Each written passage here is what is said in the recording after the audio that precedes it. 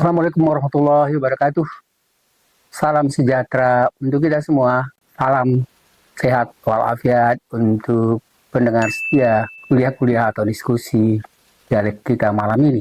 Teman-teman sekalian, sekarang kita membicarakan satu masalah penting sebenarnya, dan ini adalah masalah global. Jadi tidak ada satu negara pun yang dianggap kawan atau lawan, tapi serangan ini menjadi musuh bersama secara global, dan apa yang saya maksudkan itu adalah mengenai global ecology. Jadi serangan, penghancuran, perusakan alam, tidak mau tahu ya negara mana, tapi dia semuanya menjadi satu ancaman bagi semua negara.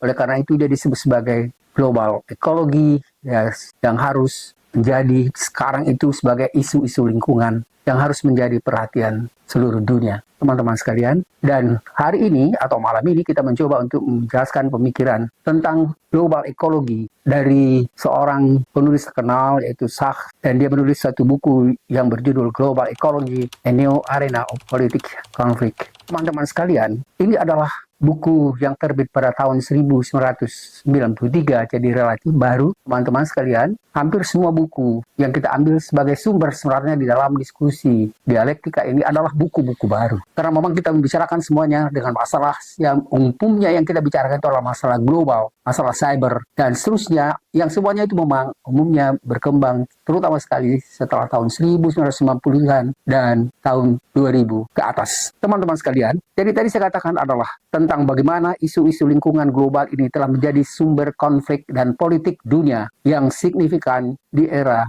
global ini. Teman-teman sekalian, kita sering sekali melihat, mungkin termasuk Indonesia sebenarnya itu dianggap salah satu negara yang tidak begitu memperhatikan tentang ekologi global. Dan ingat sekali misalnya bagaimana ancaman terhadap misalnya penanaman atau hasil dari kelapa sawit yang akhirnya itu menjadi masalah yang yang dipermasalahkan secara global, terutama sekali misalnya negara-negara Eropa. Dan itu sebenarnya memang menjadi perhatian penting sekarang. Semua apa yang dikatakan berkaitan dengan permasalahan ekologi global itu. Masalahnya begini, karena masalah ekologi itu, ya iklim, itu nggak bisa dilokalisir. Karena dia misalnya, ya kejadian kerusakan di satu negara, satu daerah, dia akan berdampak secara global. Oleh karena itu sebenarnya, kalau misalnya kita bicara tentang apa yang sekarang sering menjadi tugas semua negara, yang dimaksudkan misalnya termasuk pada SDGs, itu semuanya sebenarnya adalah permasalahan global yang memang harus menjadi perhatian semua negara di dunia tanpa memikirkan atau mengabaikan satu negara pun. Teman-teman sekalian, buku tersebut saya membahas bagaimana misalnya kebutuhan akan sumber daya alam, dan kemudian bagaimana misalnya supaya tidak dilakukan eksploitasi yang berlebih-lebihan. Ingat teman-teman, sekarang kita dihebohkan misalnya tentang eksploitasi timah Bangka Belitung yang menyebabkan kerusakan alam sebegitu luas dan parah. Dan kemudian masalah ada kelompok-kelompok yang misalnya mendapatkan untung luar biasa dari tambang timah, baik misalnya yang sifatnya yang dilakukan oleh negara, apalagi juga misalnya oleh katakanlah misalnya pengusaha-pengusaha yang liar. Teman-teman sekalian, jadi juga misalnya menjadi perhatian dunia sebenarnya tentang bagaimana perusakan hutan di Kalimantan, teman-teman sekalian. Jadi sekarang sebenarnya Indonesia termasuk satu negara yang sering sekali diperhatikan dan dianggap sebenarnya tidak begitu memperhatikan tentang permasalahan ekologi, dan itu akan berdampak pada semua negara yang ada di dunia ini. Oleh karena itu sebenarnya wajar saja kalau misalnya negara-negara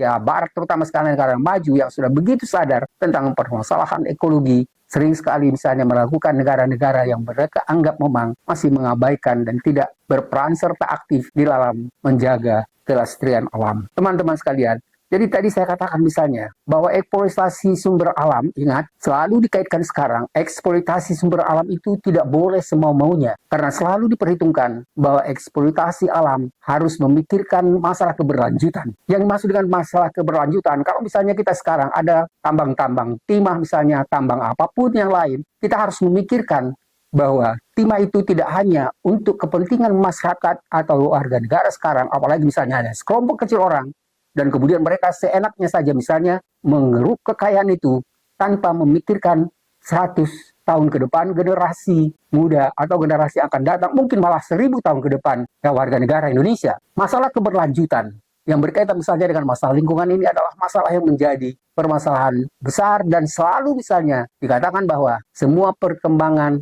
semua misalnya pembangunan, semua misalnya pembangunan ekonomi dan segala macam itu selalu dikaitkan dengan masalah keberlangsungan. Dan semua yang kita katakan tadi misalnya 17 poin dalam SDGs itu selalu dikaitkan juga dengan masalah keberlangsungan. Teman-teman sekalian, jadi tadi kita katakan bahwa terjadi eksploitasi yang luar biasa terhadap sumber alam, dan setidaknya misalnya kita tahu bahwa itu memang terjadi juga di Indonesia, dan itu telah memunculkan juga sebenarnya persaingan politik ya, termasuk misalnya politik di dalam negeri, antar negara, dan juga misalnya antara kelompok pengusaha dalam satu negara. Tentu selalu upaya mereka untuk bisa bagaimana mendapatkan untung yang sebanyak-banyaknya, dan teman-teman sekalian, permasalahan ini sering sekali misalnya menjadi isu-isu negara, di mana akhirnya ada kelompok-kelompok yang coba untuk menguasai misalnya sumber daya alam itu ya sebanyak-banyaknya, dan akhirnya mereka mengeksploitasi tanpa begitu memikirkan bagaimana kerusakan dan apa yang dialami kerugian oleh masyarakat yang ada di sekitar sumber-sumber daya alam tersebut. Teman-teman sekalian, jadi tadi kita mengatakan ya, bahwa ada isu lingkungan yang memang harus dipertimbangkan. Isu itu akan memberikan pengaruh secara global. Jadi isu-isu lingkungan itu ya menjadi fokus sebenarnya pada pembahasan buku yang di awal tadi saya sebutkan judulnya, dan itu sebenarnya mencakup berbagai macam masalah yang berkaitan dengan masalah lingkungan itu, seperti misalnya tentang pemanasan global.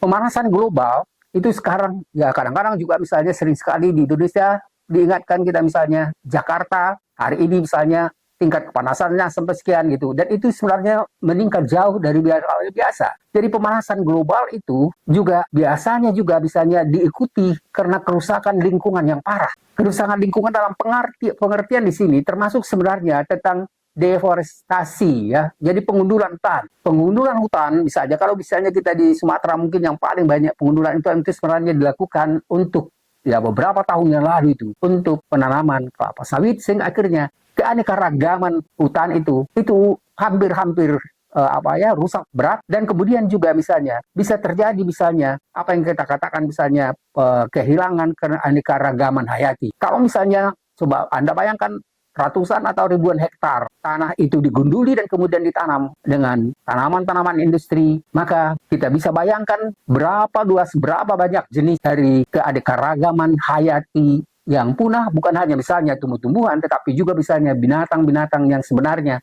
hidup sebelumnya dengan damai pada lingkungan hutan tersebut. Yang berikutnya juga misalnya, ada yang disebut misalnya keanekaragaman tadi, kemudian ada dampaknya yang luar biasa itu adalah pada polusi udara dan kerusakan, atau mungkin malah justru misalnya kehilangan sumber mata air ya. Jadi ada degradasi lahan yang sangat parah, dan itu sebenarnya akan menimbulkan dampak bukan hanya setahun 2 tahun, tapi itu bisa menimbulkan dampak yang berkepanjangan. Teman-teman sekalian, isu-isu ini menjadi sumber konflik yang signifikan di era modern karena ada beberapa hal atau alasan. Yang pertama adalah karena persaingan antara negara atau kelompok pengusaha yang saling bersaing dan mencoba untuk mengendalikan akses sumber daya alam yang semakin terbatas, seperti misalnya sumber air bersih, kemudian tanah yang subur, dan sumber energi. Persaingan ini dapat memicu konflik yang sifatnya biasanya bisa konflik politik, konflik ekonomi, dan bahkan bersifat militer. Mungkin memang sifat militer itu bagian yang lain kalau misalnya setelah misalnya sudah ada perusakan ya politik dan ekonomi yang sudah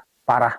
Teman-teman sekalian, yang kedua adalah perusakan alam itu, lingkungan itu bisa menyebabkan implikasi ekologis. Jadi kebijakan lingkungan yang ketat dapat memiliki sebenarnya kebijakan dan dampak ekonomi yang signifikan bagi negara, tapi perusakannya juga bisa menimbulkan dampak yang luar biasa. Jadi yang diharapkan sebenarnya bagaimana misalnya supaya pemerintah itu bisa memberikan ya upaya untuk bisa melindungi kekayaan alam, kekayaan hayati yang memungkinkan kita tidak kehilangan misalnya sekian banyak ya keanekaragaman hayati itu. Dan yang berikutnya kita katakan di sini bahwa perlu ada diperhitungkan keadilan sosial. Teman-teman sekalian, coba kita misalnya bayangkan sekarang kalau ada satu masyarakat ya seperti misalnya di KN, kemudian mereka diminta bukan hanya misalnya diminta keluar dan diberikan bayar rumah atau segala macam, tapi bukan hanya di IKN tapi di tempat-tempat yang sebelumnya juga itu misalnya sering mereka diminta keluar.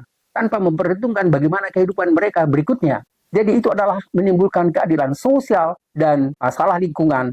Dan isu-isu lingkungan juga sering sekali terkait dengan masalah, bukan hanya sering, tapi pada umumnya sebenarnya terkait dengan permasalahan keadilan sosial.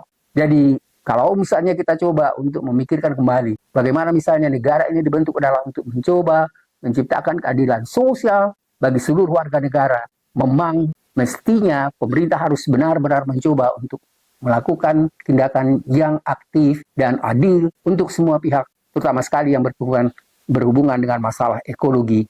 Yang berikutnya teman-teman, itu misalnya masalah yang keempat itu bisa terjadi juga misalnya konflik antar generasi. Tadi kita katakan bahwa generasi yang sebelumnya misalnya menikmati kekayaan atau keuntungan, coba bayangkan misalnya tanah ribuan hektar, itu kemudian itu sudah misalnya diserahkan atau menjadi milik para pengusaha untuk pertanian. Lalu bagaimana generasi berikutnya tidak memiliki sedikit tanah pun? Biasanya justru masyarakat yang berada di sekitar perkebunan itu justru mereka digusur. Dan dulu ya waktu masih Orde Baru itu umumnya mereka juga tidak dapat ganti rugi, dan mereka misalnya tanah mereka itu, kampung mereka itu akhirnya menjadi bagian di tengah-tengah perkebunan yang dibuka. Teman-teman sekalian, yang berikutnya kita akan menjelaskan pada secara keseluruhan sebenarnya isu-isu lingkungan itu telah menjadi konflik yang signifikan pada era modern karena kompleksitasnya melibatkan kepentingan